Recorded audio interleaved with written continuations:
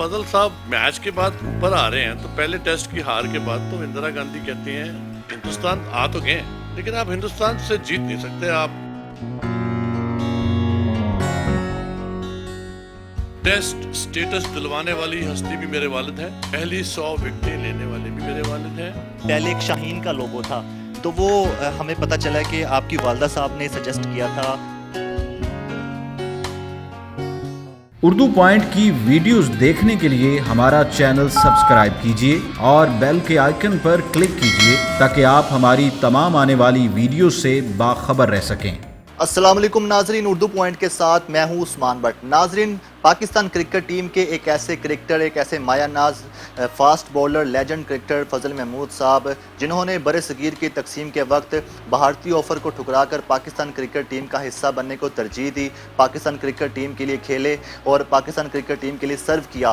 ان کی جو رہائش گاہ ہے وہ آج ان کی یادوں سے جڑی ہوئی ہے. آج وہ اس دنیا میں نہیں ہے لیکن ان کا جو گھر ہے وہاں پر ان کی جتنی بھی اچیومنٹس ہے, جس ملک میں انہوں نے پاکستان کا پرچم بلند کیا, ان کی جو یادگار ہیں, چاہے وہ لارڈس کا میدان ہو, چاہے وہ اوول ہو, تو چاہے وہ بھارت ہو, تو جہاں جہاں پر پاکستان کا پرچم بلند کیا وہاں کی یادگار تصویریں ان کے گھر میں موجود ہیں. اور یہ سب تصویروں کی جو گیلری ہے ان کے بیٹے شہزاد محمود, انہوں نے اس گیلری کو ترتیب دیا ہے. اس وقت ہم فضل محمود صاحب کے گھر میں موجود ہیں اور ان کے بیٹے شہزاد محمود صاحب ہمارے ساتھ موجود ہیں. ہم ان سے بات کرتے ہیں اور ان سے جانتے ہیں کہ انہوں نے یہ گیلری کو کیا ترتیب دیا, اور ان سے فضل محمود صاحب کی کچھ یادوں کو تازہ کرنے کی کوشش کرتے ہیں. اگر آپ کرکٹ میں آتے تو کیا اپنے والد صاحب کی طرح ایک فاسٹ بولر بنتے ہیں یا بیٹنگ لائن میں جاتے ہیں؟ اگر میں کرکٹ میں آ جاتا تو میں قطعی طور پہ والد صاحب کے لیول تک نہیں آتا, کیونکہ میرا جو ذہن ہے اور جو میرا دل ہے وہ کیونکہ کچھ اور شوق رکھتا ہے, تو میں آ تو جاتا لیکن میں وہ مقام حاصل نہ کر پاتا. تو میں خدا کا شکر ادا کرتا ہوں کہ میں نہیں آیا. فضل محمود صاحب نے پاکستان کے لیے کرکٹ 1952 سے 1962 تک کھیل لی پاکستان کرکٹ ٹیم کے لیے. اس کے بعد ان کی کیا مصروفیات رہی جب تک وہ حیات رہے, وہ ان کی کیا مصروفیات تھیں؟ ڈیورنگ ہز کرکٹ کیریئر بھی 52 میں بھی وہ پولیس سروس میں تھے, پنجاب پولیس. اور پریزیڈنٹ ایوب, صدر ایوب نے یہ آرڈر جاری کیا تھا کہ جب تک فضل محمود صاحب یا کوئی بھی کھلاڑی پاکستان نیشنل ٹیم کا کرکٹ کھیلنے جائے گا, انٹرنیشنل یا نیشنل ٹیسٹ کھیلے گا, وہ آن ڈیوٹی ہوگا.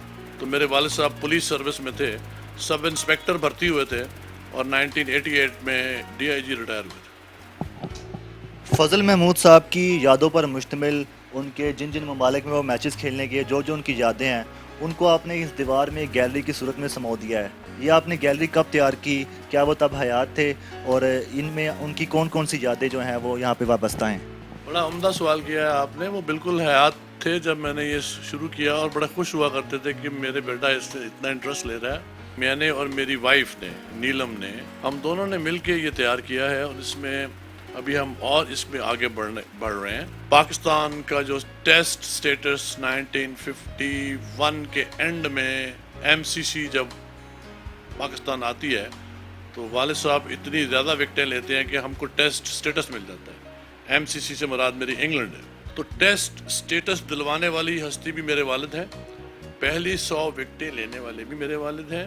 1954 میں جب انہوں نے انگلینڈ کو شکست فاش دیا اور England team was fizzled out was headlines, تو لین ہٹن جو کہ بہت ٹاپ کے بیٹسمین ہیں جن کو ڈک پہ آؤٹ کیا تھا والد صاحب نے, انہوں نے والد صاحب کو بلوا لیا اور پوچھا کہ آپ کس طرح بال کراتے ہو, میں آپ کی بال کو سمجھ نہیں پاتا.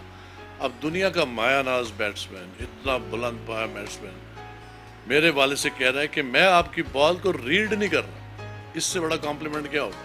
زندہ دل انسان تھے میرے والد, بڑے سوشلائز کرتے تھے اور ہر ایک سے ملتے تھے اور ہنستے کھیلتے رہتے تھے, اور بہت لوگ ان سے ملنے کو بےتاب رہتے تھے.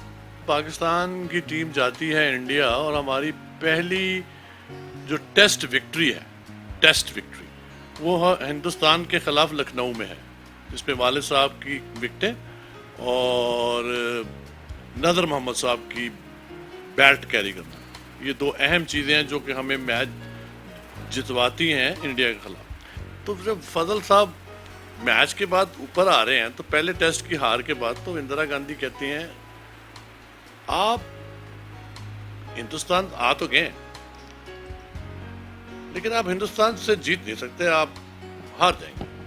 दूसरा दिन होता है उसी मैच का, वो फिर यही दोबारा कहती है कि जी आप नहीं जीत सकते, आप हिंदुस्तान से कैसे जीत पाए।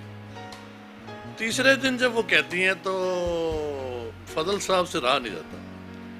वो कहते हैं इंदिरा गांधी को, अगर आप हिंदुस्तान को हारना देखना चाहती हैं, हमारी जीत देखना चाहती हैं, इंग्लिश में कहते हैं you better come to Lucknow, तो लखनऊ में हम जीत जाते हैं।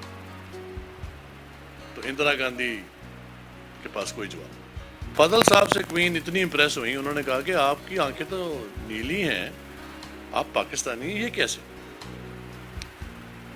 उन्होंने जवाब में कहा कि आंखें नीली होना या सब्ज होना किसी उसका ताल्लुक किसी कौम मुल्क से नहीं है। तो शी वॉज वेरी इम्प्रेस्ड और शी इन्वाइटेड। आपके वालिद साहब के नाम पे वो एनक्लेयर का नाम है, तो क्या पीसीबी आपको ये देता है इस तरह की रियायत कि आपको फ्री एंट्री, आपको या आपकी फैमिली को? जी मेरा हक बनता है। जो खिदमात मेरे वालिद ने इस पाकिस्तान मुल्क के लिए हैं तो ये मेरा हक है, ये वो देते हैं मुझे। ऐसा ही होता है, मुल्क के जो हीरो होते हैं उनको ऐसे ही खराज अकीदत पेश करते हैं। पाकिस्तान क्रिकेट टीम का जो ब्लेजर है जिस पर अब स्टार होता है, लेकिन पहले एक शाहीन का लोगो था।